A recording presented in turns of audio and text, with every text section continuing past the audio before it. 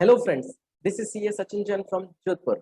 आज की इस वीडियो में हम लोग जीएसटी से जुड़े कुछ इंपॉर्टेंट इश्यूज और कुछ इंपॉर्टेंट जजमेंट्स पर डिस्कशन करने जा रहे हैं। अभी हाल ही में मैंने अपनी नई e book 71 important judgments under GST Taxview publication की ऑफिशियल वेबसाइट पर पब्लिश की है। इस ई बुक के अंदर मैंने 71 इंपॉर्टेंट जजमेंट्स जो कि डबल AR अथॉरिटी ने, ट्रिपल AR अथॉरिटी ने और वेरियस हाईकोर्ट्स ने दिए हैं, उनको बहुत ही कंसाइज और चार्ट फॉर्म के अंदर समझाया है। अब उन 71 जजमेंट्स को हम लोग इस वीडियो सीरीज के माध्यम से वन बाय वन समझेंगे बहुत ही डिटेल में। कई बार क्या होता है, हमें लॉ के प्रोविजन और सेक्शन याद नहीं रहते हैं, जबकि अगर हमें कोई प्रैक्टिकल केस के माध्यम से या फिर किसी एग्जाम्पल के माध्यम से कोई प्रोविजन समझाया जाए या कोई सेक्शन याद करवाई जाए तो हम उसे बहुत आसानी से याद भी रख सकते हैं और हमारे प्रैक्टिकल केस में हम उसे अप्लाई भी कर सकते हैं। इसी ऑब्जेक्टिव को ध्यान में रखते हुए मैंने ये नई e book 71 important judgments under GST launch की है। अब इन वीडियो सीरीज में हम उन डिसीजंस को बहुत ही डिटेल्ड वे में समझेंगे।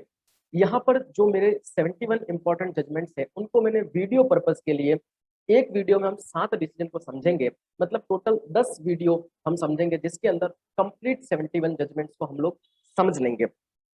यहाँ पर अगर आपको वीडियो के बाद में भी कोई क्वेरी हो तो आप नीचे मेरे मोबाइल नंबर और मेरी मेल आईडी दी जा रही है, आप उस पर मुझसे कांटेक्ट कर सकते हैं। तो आइए शुरू करते हैं हमारा discussion on 71 important judgments under GST.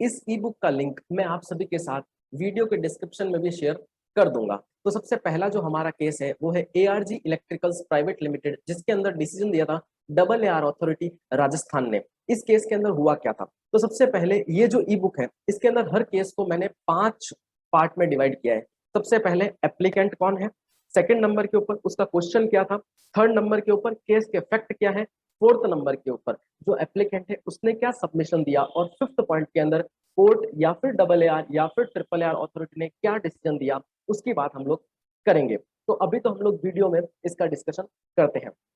तो यहाँ पर क्या हुआ, अजमेर विद्युत वितरण निगम लिमिटेड ने एक टेंडर निकाला और उन्होंने बोला कि हमको जो है एक इलेक्ट्रिसिटी इंफ्रास्ट्रक्चर डेवलप करना है, तो उसके लिए मेटेरियल इक्विपमेंट प्लस जो इरेक्शन कमीशनिंग टेस्टिंग वाला काम है उसके लिए उन्होंने एक टेंडर निकाला और उन्होंने 2 सेपरेट वर्क ऑर्डर निकाले।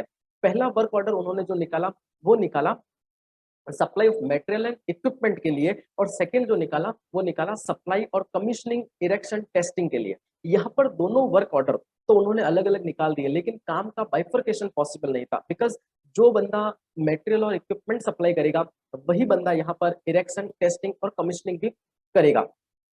तो अब यहाँ पर हुआ क्या, एप्लीकेंट ने ये बोला कि मैं ये जो सर्विस दे रहा हूँ, मतलब मैं जो मटेरियल इक्विपमेंट सप्लाई करूंगा अजमेर विद्युत वितरण निगम लिमिटेड को, प्लस मैं टेस्टिंग की सर्विस भी दूंगा, तो ये एक तरह से जब मैं इसको मटेरियल और इक्विपमेंट सप्लाई कर दूंगा तो ये एक इमूवेबल प्रॉपर्टी बन जाएगी। और इमूवेबल प्रॉपर्टी के केस में एक नोटिफिकेशन आया है, नोटिफिकेशन नंबर 1/2018 जो कि 25/1/2018 को आया था, जिसके अंतर्गत ये बोला गया था कि कोई भी वर्क्स कॉन्ट्रैक्ट सर्विस अगर सप्लाई की जाती है सेंट्रल गवर्नमेंट को, स्टेट गवर्नमेंट को, गवर्नमेंट एजेंसी को, यूनियन टेरिटरी को, लोकल अथॉरिटी को या फिर गवर्नमेंट अथॉरिटी को, तो वहां पर जो जीएसटी की रेट होगी वो 18% की जगह 12% लगाई जाएगी। ये वाला नोटिफिकेशन 25/1/2018 को आया था और ये प्रोस्पेक्टिव बेस पर एप्लीकेबल हुआ था। इसलिए एप्लीकेंट ने ये बोला कि मेरे ऊपर जो जीएसटी की रेट एप्लीकेबल होनी चाहिए वो होनी चाहिए 12%। अब यहाँ पर डबल AR अथॉरिटी ने ये बोला कि ये कंपोजिट सप्लाई है। पहली बात तो ये कॉम्पोजिट सप्लाई है क्योंकि यहाँ पर मटेरियल और इक्विपमेंट के साथ में ये क्या जाएगा, इरेक्शन कमीशनिंग और टेस्टिंग की सर्विस भी जाएगा। और सेकंड थिंग उन्होंने बोली कि एक नोटिफिकेशन आया था, नोटिफिकेशन नंबर 11/2017 जो कि आया था 20/6/2017 को, उसके अंदर जो एंट्रीज कवर थी केवल उन एंट्रीज पर ही जो नोटिफिकेशन आया था अपना 1/2018 25/1/2018 को, मतलब जो वर्क्स कॉन्ट्रैक्ट सर्विस आप दोगे सेंट्रल गवर्नमेंट को, स्टेट गवर्नमेंट को, यूनियन टेरिटरी को, लोकल अथॉरिटी को, उसके ऊपर जो 12% एप्लीकेबल होने वाली थी वो केवल इस एंट्री में जो कवर होंगे उनके ऊपर ही एप्लीकेबल होगी। जबकि ये जो supply erection commissioning equipment material किसको AVVNL को मतलब अजमेर विद्युत वितरण निगम लिमिटेड को सप्लाई किए जा रहे हैं, उसको एंट्री नंबर 3 सब क्लोज नंबर 6A के अंदर शामिल नहीं किया गया था। इस कारण यहाँ पर जीएसटी की रेट 18% चार्ज होगी। AAR अथॉरिटी राजस्थान ने ये वाला डिसीजन दिया कि इस केस में जीएसटी की रेट 18% ही लगेगी। आइए समझते हैं दूसरे केस को। दूसरा केस है मेसर्स कैलीक्राफ्ट प्राइवेट लिमिटेड का। इसके अंतर्गत क्या हुआ था, ये जो एंटिटी है, ये जो प्राइवेट लिमिटेड कंपनी है, वो क्रॉकरी के बिजनेस में इन्वॉल्व थी। इसके अंदर टोटल 6 डायरेक्टर थे। यहाँ पर उन्होंने क्वेश्चन ये रेज किया कि जो हम डायरेक्टर को जो रेम्यूनरेशन दे रहे हैं, जो सैलरी दे रहे हैं, क्या उसके ऊपर आरसीएम एप्लीकेबल होगा। और सेकंड क्वेश्चन उनका ये था कि अगर हमारा डायरेक्टर जो है वो पार्ट टाइम किसी दूसरी कंपनी में भी डायरेक्टर है, तो क्या उस केस में भी आरसीएम एप्लीकेबल होगा। तो यहाँ पर जो एप्लीकेंट ने अपना कंटेंशन दिया, उसने ये बोला कि जो डायरेक्टर को सैलरी दी जाती है वो entry number 1 of schedule 3 of CGST act 2017 के अंदर कवर होती है। मतलब वो ना तो सप्लाई ऑफ गुड्स है, ना तो सप्लाई ऑफ सर्विस है। जब वो सप्लाई ऑफ गुड्स और सप्लाई ऑफ सर्विस ही नहीं है, तो उस केस में लायबिलिटी नहीं आएगी, मतलब वो टैक्सेबल नहीं होगी, तो आरसीएम पे करने की भी जरूरत नहीं होगी। ये एप्लीकेंट ने कंटेंशन दिया।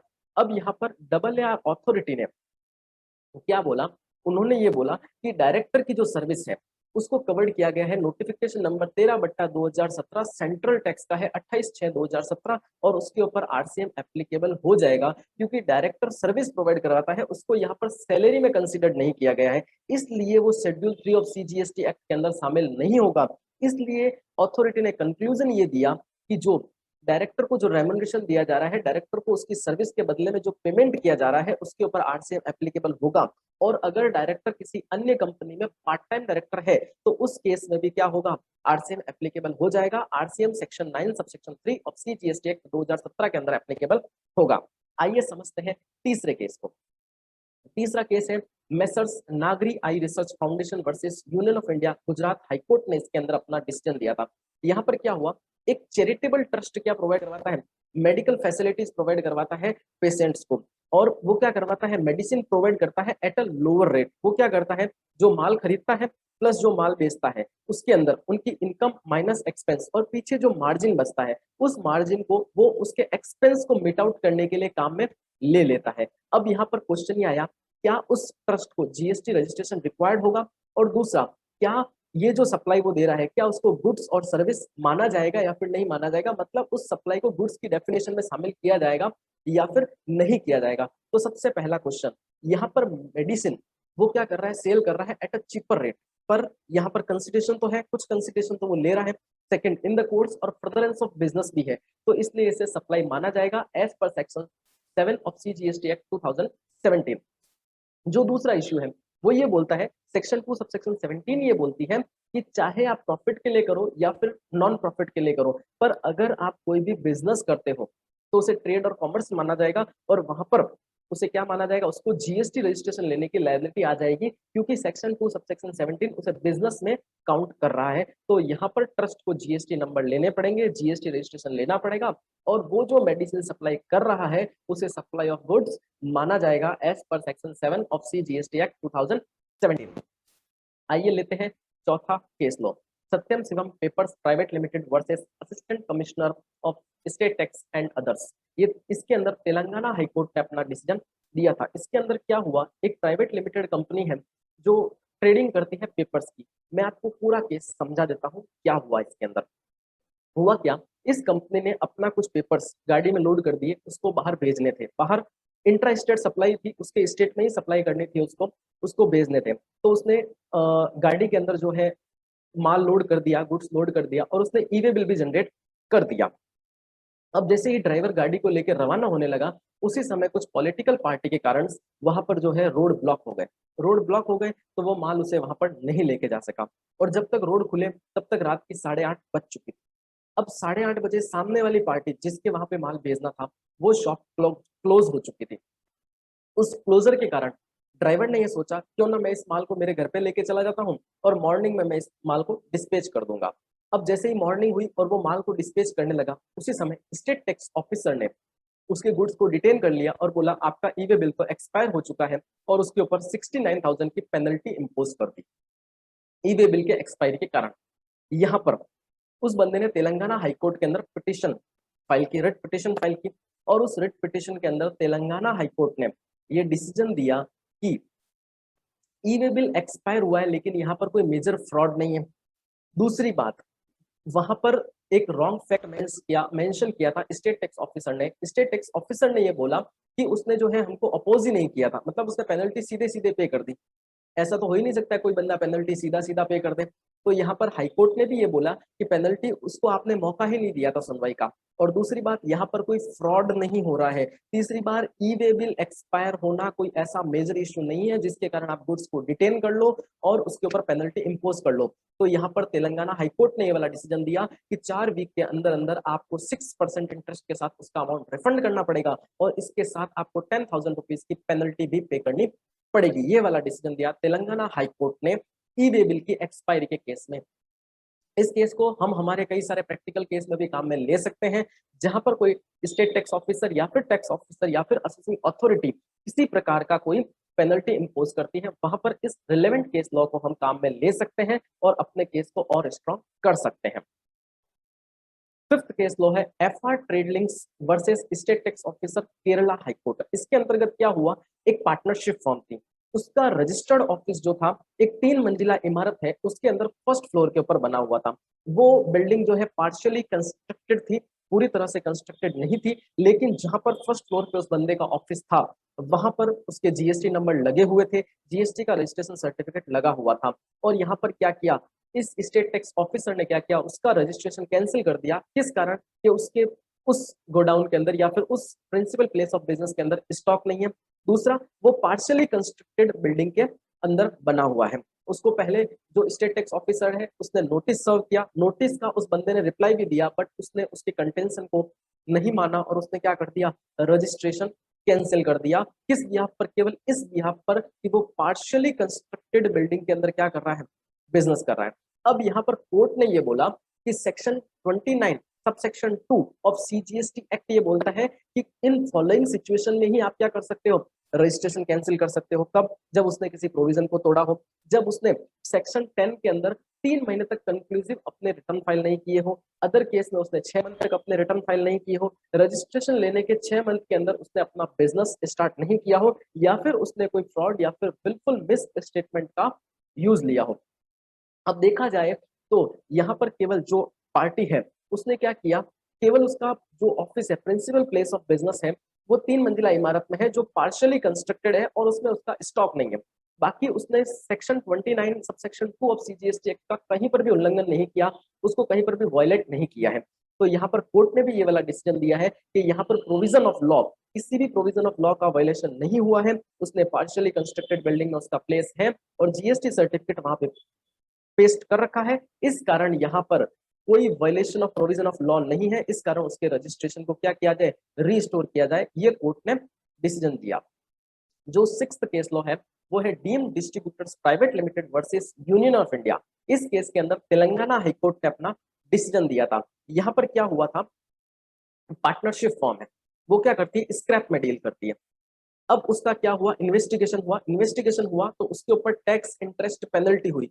अभी इन्वेस्टिगेशन चल ही रहा है और टैक्स ऑफिसर ने उसको बोला कि आप टैक्स इंटरेस्ट पेनल्टी पे कर दो।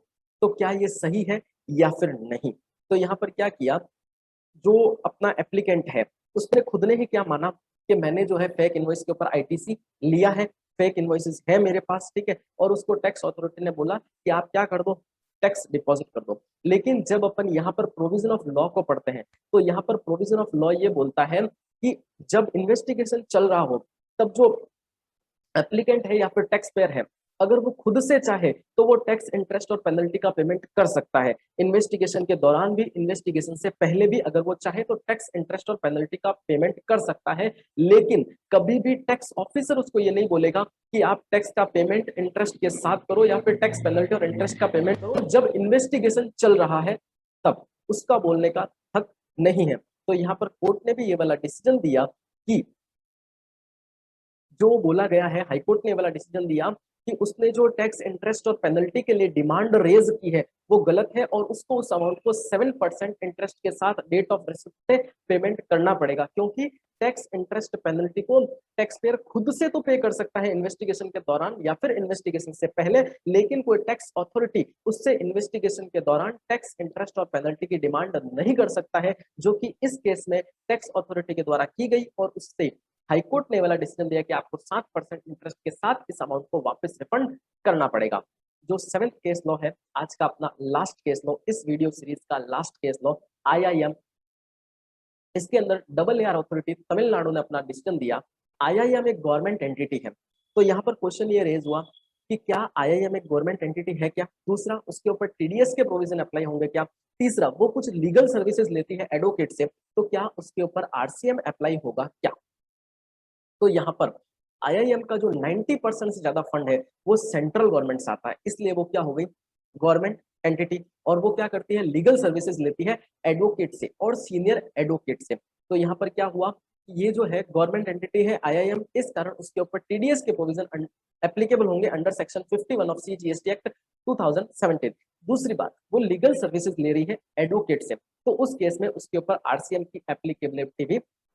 तो इस तरह से इस वीडियो सीरीज में हमने 71 इंपॉर्टेंट जजमेंट्स में से 7 इंपॉर्टेंट जजमेंट्स को हमने समझा। इस ई बुक का लिंक मैं आप सभी के साथ इस वीडियो के डिस्क्रिप्शन में शेयर कर रहा हूं, आप वहां से इसे डाउनलोड कर सकते हैं। इसी तरह से अपने नॉलेज को अपग्रेड और बूस्ट करने के लिए और आगे के डिसीजंस को समझने के लिए आप हमारे इस चैनल को सब्सक्राइब करें, बेल आइकन को प्रेस करें, ताकि मेरा कोई भी नया वीडियो सीधा आप तक पहुंच सके। Thank you, stay connected, stay safe.